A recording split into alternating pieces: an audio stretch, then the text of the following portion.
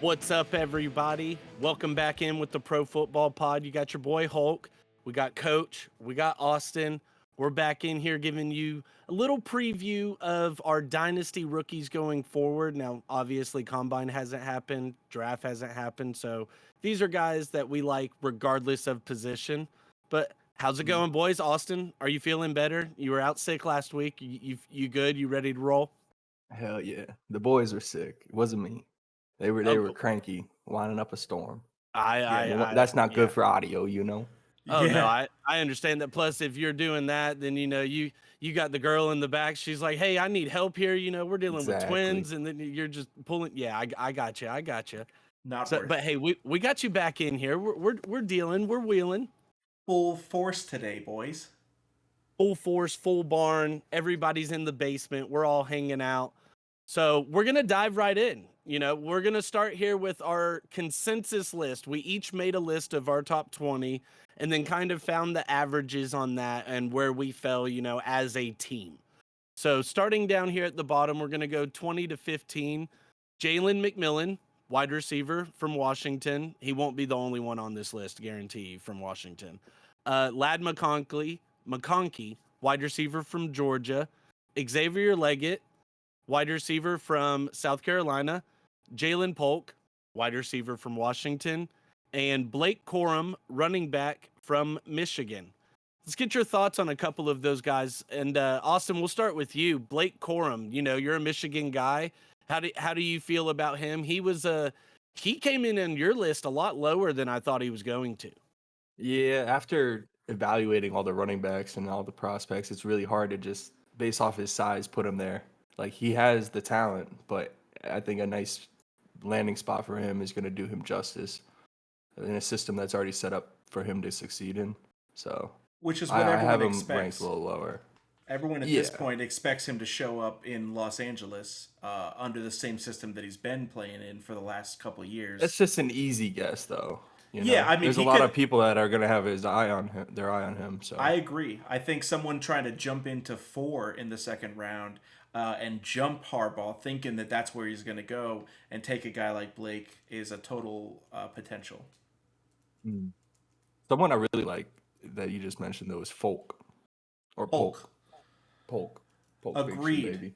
Of the two from Washington, I think that he is absolutely more dynamic of a player, able to do everything instead of really excelling at like one or two things. Polk over Who- McMillan. Yeah, I'm with you there. I agree. But I mean, my Who do thing y'all is see in a comparison? for me, Jalen Polk, like just somebody off the top, like Tyler Boyd. Ooh, I think he's bigger bodied than him. Like he's beefy, and I was thinking more Debo, Jamar Chase style. Like not exactly them, but that kind Well, of play Tyler style. Tyler Boyd's not small. Like Yeah. he's No, got a but little he's not. thickness to He's him. not getting but that yet. As far as his play style and stuff like that, just a good, dependable wide receiver that's not afraid to work the middle. Like I said, you're asking me off the top who's my comp. Tyler Boyd's kind of a guy that comes to mind. Maybe like a Doug Baldwin, old Seattle wide receiver. Like just one of those just sure-handed, solid guys. Yeah, he So only had 4 drops in all of 2023. He's a 6'2", 200-pound receiver. Me and Austin had discussed a couple of years ago. It used to be that Mike Evans' size or Michael Pittman from a couple of years ago, that's what everyone was going after. If I can get a 6'3", 6'4" guy, then I can have a big body on the outside. And nowadays, 6'2" is the perfect range. Devontae Adams, Justin Jefferson, like these guys at 6'1", 6'2" are putting up the best numbers as receivers right now. It's kind of like being a shooting guard or a small forward in the NBA. Like it's like the that. perfect position. And Perfect just one size more for them. before we move on. Another like Lad McConkey. As far as fantasy purposes, that's what we're doing here is Dynasty Rookie drafts. PPR leagues, this dude's going to be a monster. Like he's just going to be a slot machine. Like, yeah, okay, white wide receiver, like we get it. But no, like dude's got legit speed. He's got legit route running capabilities.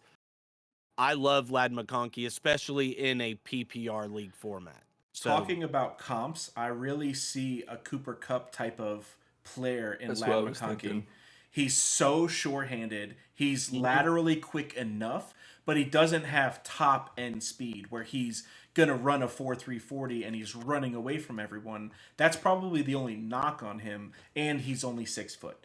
But like we're Who's the white saying, boy for the Raiders? uh, Renfro, yeah, Yeah, Hunter. Hunter Renfro. That'd probably be a good one for him.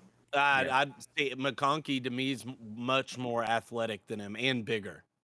Mm, okay. So moving on, going next on the down the list, we got Braylon Allen, running back from Wisconsin at number 15.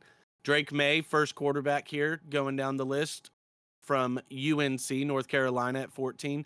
Trey Benson, running back from Florida State at number 13.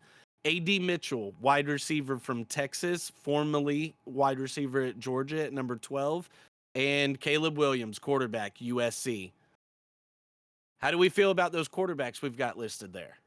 So I think that in your first year, this is a dynasty, draft. So like if you already have a really solid quarterback, which there are 10 solid quarterbacks in the league right now, you don't need a guy like Drake May and Caleb Williams. That's why I feel like they fell so far on our list compared to like where they'll be drafted. But these guys have talent, and if their ceiling ends up being a lot higher than a Kirk Cousins or some of these veterans like Dak that are going to be falling off in the next couple years, you could be securing yourself the next potential Josh Allen, the next potential darling of fantasy whenever it comes to the Patrick quarterback Mahomes. positions.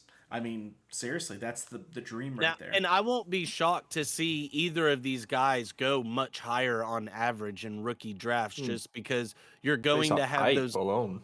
Well, the hype, you're going to have guys who they're not exactly in a dynasty feeling good about their quarterback situation. So why not pull the trigger on one of these young dynamic quarterbacks? So, I mean, I do understand that, but where we're doing this also as non-situation dependent, their situations for these quarterbacks will definitely affect where they're going. Now, we know Caleb's pretty much going to Chicago, but I don't know exactly how I feel about the offensive system in Chicago for him. So I don't know how much he will actually move up on my board personally, which me on my personal board, I had Caleb at number 9. So I only had him a little higher.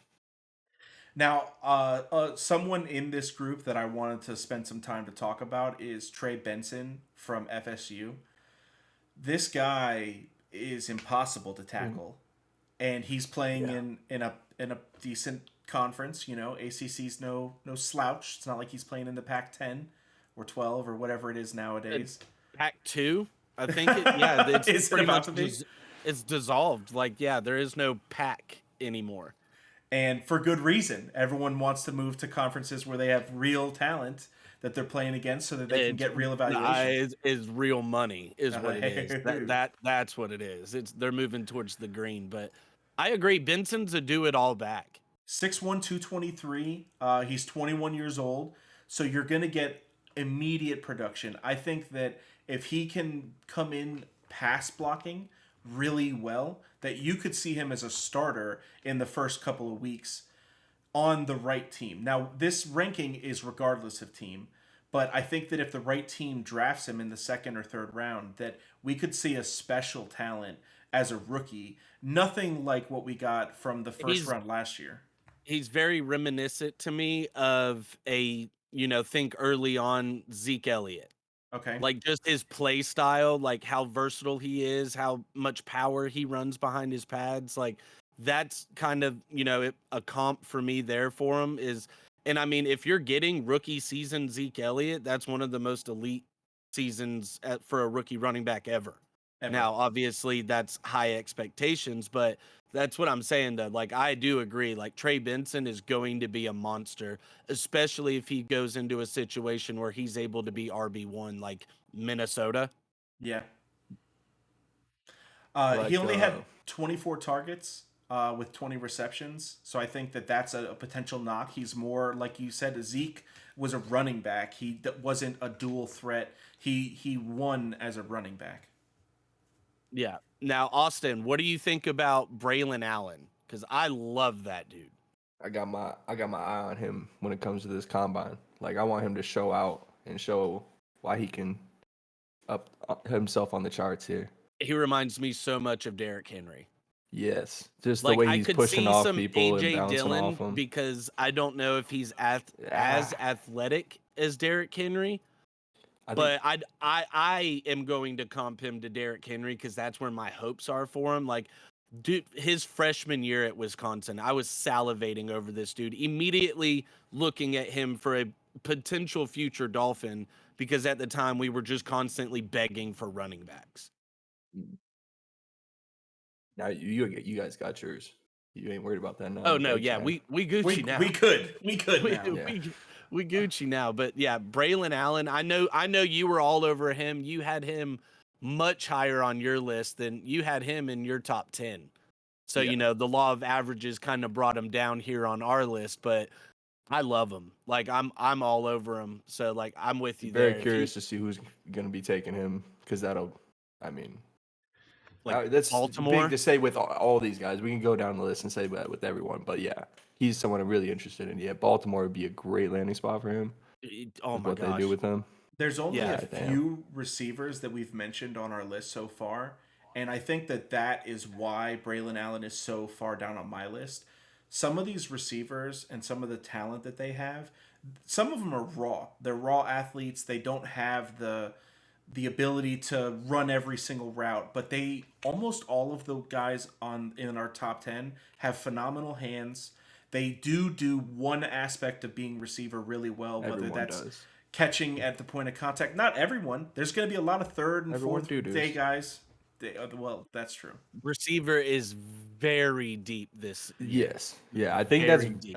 that's like obviously known, but I think it's so known that it's Well, there's becoming an such disrespect to the running backs though. Like the running backs aren't getting as much value as they yeah, should be.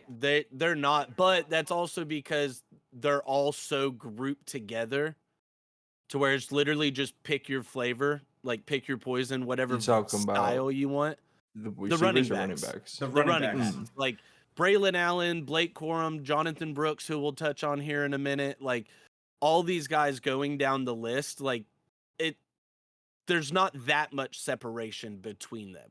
So that's where I think you'll see a lot of these running backs go between rounds 2 and 4. You'll see a huge run on them, and then there's going to be a drop off. But that's going to be huge for teams in the late rounds. These good teams that don't have those high picks that need running backs like that to fill out. Yeah. Like they usually don't fall to teams like that. But yes, this year they will because of how many receivers and quarterbacks are going and Well, there's in the a depth at bunch of running D back linemen throughout the and league, linebackers still most going. Like most teams are going with a running back by committee unless you have a Christian McCaffrey. Like the Yeah. Dolphins, for as great as Achane and Mostert both were, when they were both healthy, they split carries. Like, so that's my thing is you're not really the whole age of the one horse running back is pretty much dying out aside from, a few players in the league. Which for fantasy, that's where the receivers that are getting so much more. They only need to touch the ball 7 or 8 times in a game, and they're going to get so much more production unless they're one of the top 5 running backs in football. And Austin told me I was crazy last year for creating a fantasy league with only one running back position. So you didn't have to worry about that stuff. But moving on. So at number 10, we've got Jaden Daniels, quarterback, LSU. We've got Jonathan Brooks, as mentioned, running back from Texas. We've got Xavier Worthy, wide receiver from Texas. We've got Keon Coleman, wide receiver from FSU, coming in at number 7. And at number 6, we've got Brock Bowers, tight end from Georgia. Now, I know that you had Brock Bowers a lot higher on your list. And if Brock Bowers was 6'6" and as elusive, he does look really good. He reminds me a lot of a receiver of George Kittle. And they're the same size. that like goofy body like style, like he's not like big and bulky like Gronk. He's big enough, and he's Yeah. aggressive enough in But so is the blocking Kittle. game for me to Brock Bowers is one of the few. Him and these top 3 wide receivers are pretty much the only home runs in this draft. Yeah. We'll get into I- the two wide receivers He- that may not be expected that we have. I mean, I guess everyone knows who it's going to be, but the guys we have above Brock Bowers. But that's my reason for dropping him down. There's a lot of really uber athletic receivers that Yeah, are serious so talent. much more athletic than Brock Bowers. And I think that all of those guys deserve to be ahead of him because of that. Oh, I was fine. I was fine where like- y'all had him. Austin, like I what- thought was a little low at 10, but I mean, Yeah. Coach, you had him at 8. So I Yeah. mean, I had him at 4. If- So if we he weren't does- that far off. End up going to the Chargers. I do think top 5, top 6 isn't a bad spot for him because he's just going to get fed. Yep. You I think see that's- receivers can't stay healthy over there. Like That's a Herbert can huge throw the point. ball no matter what. If he Uh-huh. if he falls to 18 to Cincinnati, like that's another place. Like if he's got to go somewhere with I Cincinnati, want I to like say a with legit opportunities. quarterback, Too. but then again, it's like we see these young guys leaning on quarterbacks. So for me, Brock is one of those guys to where, regardless of situation, I think he's going to be fantasy viable. I think like what happened with Dalton Kincaid, you don't want for Brock Bowers, where he's behind Dalton Knox for the beginning part of the season. If he That was ends up kind in a of- situation, that was kind of a it nice worked out spot. for Kincaid. But what I'm But saying, that was much lower. pick, But though, Knox had to with get hurt Kincaid. for Kincaid Thank to you. really get his shine. Thank you. What I'm saying is, if he goes into a situation like what Laporta had last year, you could end up seeing another Laporta type explosion where he's getting work week 1 because they traded Hawkinson, probably knowing that they were going to draft this guy in the second round, knowing that they had some tight end talent coming out of next year's draft that is going to be better, if not the same level as what Hawkinson is. And this guy is, whenever I watch him, he's just as smooth and just as fluid as Laporta was last year. And that's why I was screaming his name from the rafters as my number 1 tight end. I think that if we can see that from Brock this year, that'll make the big difference. And I like that comp for him more than Kittle is Hawkinson. Like, you know, he's a capable blocker, but you probably have a tight end on the roster who's a better blocker. So, like, yeah, and but they- him they've in the been hoarding their receiving tight game ends. and when he's got the ball in his hands, he's absolutely dangerous. Another guy I want to touch on, another FSU guy. You know, we're in the Canes here, but you got to give respect where it's due. Keon Coleman. that boy. Now we've mentioned him. His catch rate, his contested catch rate is insane, but it's also because he doesn't get much separation. So like he's another guy where I'm really excited to see how he does in the combine. yes. Strictly to just see like where that athleticism profile matches up with the other guys in this class. Yeah, He he's only one of had my 2 favorite. drops.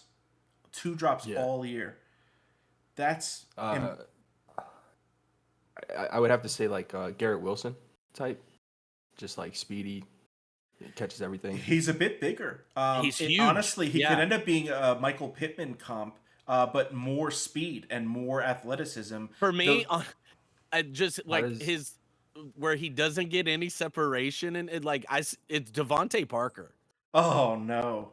Don't Like, give but him no, that. no, but that's the thing though. Is think That's about not a like good Devontae call. Parker pulled 1,000-yard season with Tua. Yeah, Like Devontae Parker was one of the best contested catch rates in the league at 2 years running because he didn't get much separation. Like with the right quarterback, Devontae Parker is a fantasy viable wide receiver. Like I'm not going to hate on my guy DP. Like I love DP in Miami. Like all about it. You know, that's not a Bang Bro shout out. Maybe- That's just, you know, Devontae Parker there. So, hey, Maybe Cortland Sutton. How about that? I'll give him Sutton. I like Cortland Sutton. He's, you know, you're not taking him in the early rounds, but he's solid for you every year. So I'll give you Cortland Sutton. But yeah, like I love Keon Coleman. I like Xavier Worthy as well. There's so many wide receivers in this draft. It's awesome. Xavier Worthy. That Now- boy's speedy. before we move on to the top 5, I want to talk about our highest ranked quarterback. He's only 1 rank above Caleb and only a couple above Drake. Quarterbacks move the needle. Got to talk about him. JJ McCarthy. 6'4", 210-pound Jaden Daniels out of That LSU. boy. He won the Heisman. He has the arm talent. He has everything. In a lot of ways, the more I evaluate this guy, the more I say that maybe he should go number one. Like I can't find a lot of reason besides the fact that all of his receivers are going to be in the NFL probably from the first round this year. That's the only knock against the guy is that he was surrounded by great players last year. Yeah, but my thing too, that's never a knock for me because that was the knock for Tua. That was the knock for Joe Burrow. Like, oh, they've got these top 5 wide receivers that are going early in the draft and then they're balling out in the league. It's just like, well, yeah, I mean, you play with what do you want them to play with the backups just to be able to prove something? Like that's stupid. Exactly.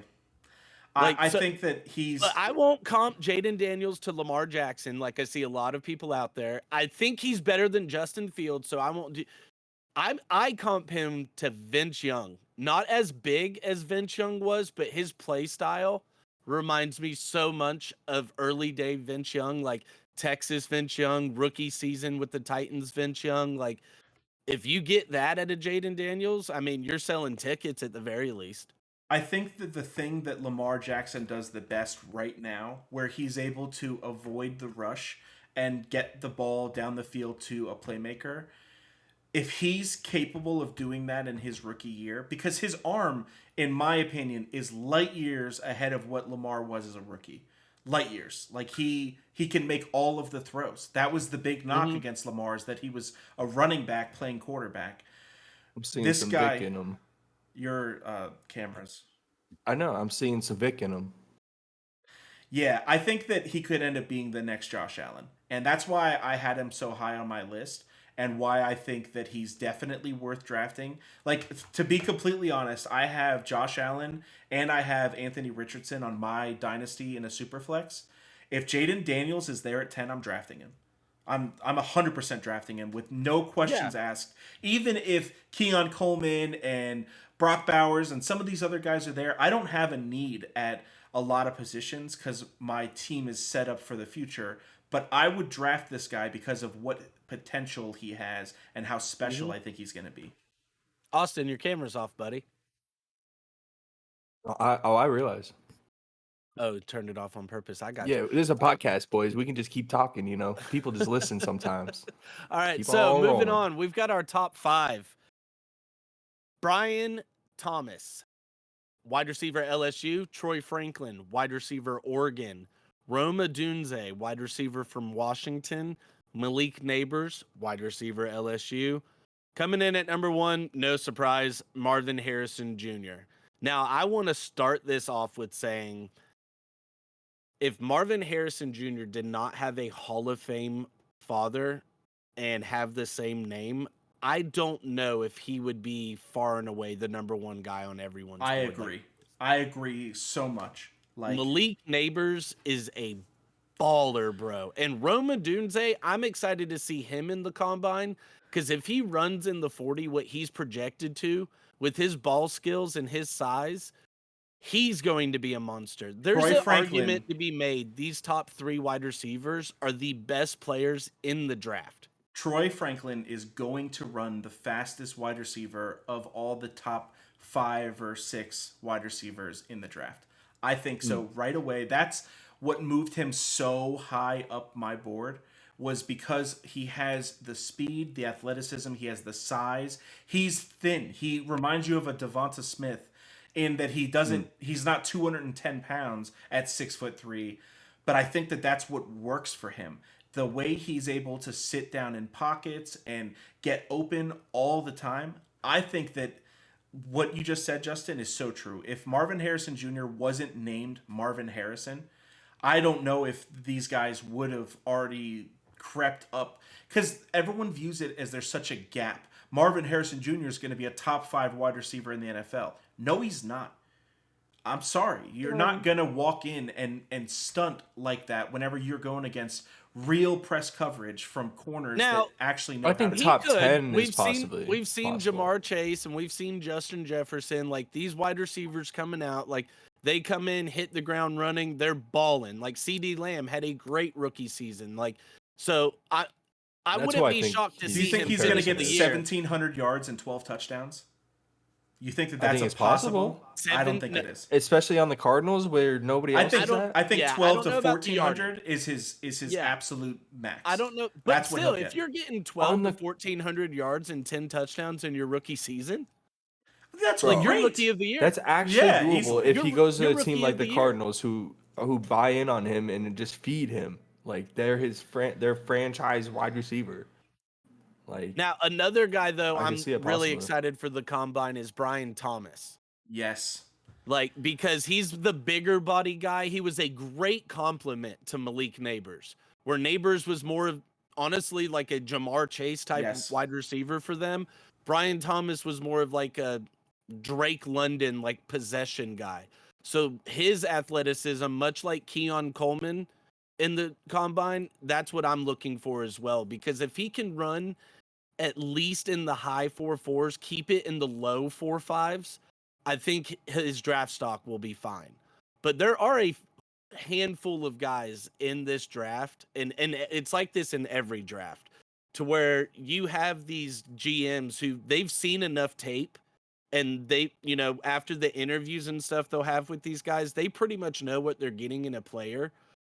So they're kind of hoping they slack off in the combine a little bit, or they kind of disappoint, because that's going to help them drop to them, or we don't necessarily have to trade up as high for this guy. Now, especially that if adds it's into a lot of mutual. risk and a lot of hope, but whenever guys do have bad combines or bad pro days, that is something to take with a grain of salt. Of a lot of these GMs are pretty much not going to move these guys after the combine very much. Like, a lot of these draft boards are set. It's just a matter of confirming what they think they know at this point. Brian Thomas's contested catch rate was 53.8%. Like, he goes up and he comes down with it over half of the time. That's 50-50 balls. That's insane. Like, No, you're yeah, not and- actually supposed to do that. No, He and that's doesn't the thing grade is, that well you versus throw man him coverage. 8 jump balls, he's coming down with at least 4 of them. Like, I'm cool with that, as long as the other 4 don't turn into picks and you can turn into a defender. Yeah. Yeah, I'm excited for these receivers just coming in with, they seem consistent. Roma Dunze, though, 75% contested catch rate, grades super well versus man coverage. His yards per route was top percentile. Receiving grade was unbelievable. He had 1,639 yards playing with Jalen Polk and Jalen McMillan. So it's not like there was nobody else there in Washington catching the ball. Obviously, Penix almost won the Heisman and put up crazy numbers at the quarterback position. They were throwing like 45 times a game too. Like, yeah. So I think that's he what can the move up NFL's in turning the- into, though. 3 Washington wide receivers on this list, and Roma Dunze was far and away the better of the 3, in my opinion, at least. And for me, like, it's his size, his athleticism, and his route running that he's able to couple with that. Is that the reason they're ranking Penix lower than I would I think rank so. him? It's his age Because and his they have injuries so many. to me. The injury, too. He's does add up. He's like had 2 shoulder injuries, 2 ACL injuries. On his He's throwing already arm. like 25 or 24. I think he'll be 25 before the season starts. Like, That's crazy, especially because Lamar that's is only the 27. issue. But he's still going to go within the first 2 rounds, whether it's at the end of the first or early in the second. Like, he's going to go. But my thing too that I want to preface with Bo Nix and Michael Penix, don't slack on the thought of these GMs understanding how much experience plays into playing these NFL games. Bill Parcells' big thing for drafting a quarterback was that he did not want somebody that wasn't a senior. He did not want someone that left after the second year of actually playing because they didn't have the experience. They're more ready to roll. Like, you've got guys like Jalen Hurts. He's a great example. He's not by all metrics, not the greatest quarterback, but he was effective his rookie season and always looked poised and calm under pressure because he had that experience for him. That goes for other guys too, like Aiden O'Connell. Like, I mean, it's not like he went out there and played great, but that's why these dudes get drafted and they come in and they look like competent quarterbacks. is because that experience will play a factor. So that's for me. Like, I wouldn't be shocked to see Bo Nix and Michael Penix have better rookie years than Drake may, depending on situation. Now, to answer your question, Bo Nix is exactly 24 years old. He just turned 24. Michael Today? Penix is, well, I mean, he's 24.0. I was going to say happy birthday to you. But Michael Penix is 23.8. So he's actually even a little bit younger. A little than bit Bo Nix. younger. Okay. Well, Yeah. that's good to know. Yeah. All right. Yeah. Well, you guys got anything else? Anything else on these top 20? Any guys that we didn't touch on? We didn't spend a lot of time talking about Malik Neighbors. I think because everyone's just seen how special he is. I think that he's going to be one of the biggest. He needs to do. We heard today that Marvin Harrison Jr. is not going to show up to the combine. He might not even show up to his pro day. Yeah, might not even do the pro day. He doesn't need to. And agreed. It's only going to hurt his stock if he runs a slower 40 than some of these other players. Yep. So it's not worth it for him. It's worth it for Malik Neighbors. Malik Neighbors is going to be able to cement himself as a potential top 7 pick based off of draft position. So I think that that's I don't think he's got anything to worry about. My darling for the combine. I think that he's going to receive more props from the combine than anybody else possibly could, because he's seen as such a far away from Marvin Harrison. Whenever he shows his true athleticism at 6 foot 200 pounds, I think that's. You keep saying Deebo Samuels. I mean, dude, that's your Deebo Samuels right there. Yeah, no, for real. He's built. Anquan Bolden. Like, and Great. I know that's the comp that's Possession. been put out there for Marvin Harrison Jr. a lot, but it makes complete sense. I see CeeDee Lamb for Marvin Harrison. Like, he's got a lot of like more T Higgins as well. Like, T Higgins athletically, he profiles that way. If T Higgins was the number 1 wide receiver, I think we'd be able to see what he could really give you, especially if he could stay healthy. So, I mean, yeah, like for me, Marvin Harrison, I hate to say it, like his name does carry him a lot in this draft, but rightfully so. The dude balled out when he was on the field. He was an absolute game changer. He was completely effective in every game he played. If he wasn't on the field, it was very noticeable. Except one, but one, he says. How about that blue, baby? Except one. Well, hey guys, we've got another episode coming out for you this week for our, a little combine preview for you. So that way you guys can have a few more extra guys to look at for the combine, see who you might need to tune in for. As always, sponsored by Tulsi Rose Tea. Go to tulsirosetea.com for all your tea needs. Over 100 different teas, teapots, mugs, honey, all that kind of stuff for you. It's awesome. We'll catch you guys next week. Love you guys. Follow on the socials. Subscribe for your boys.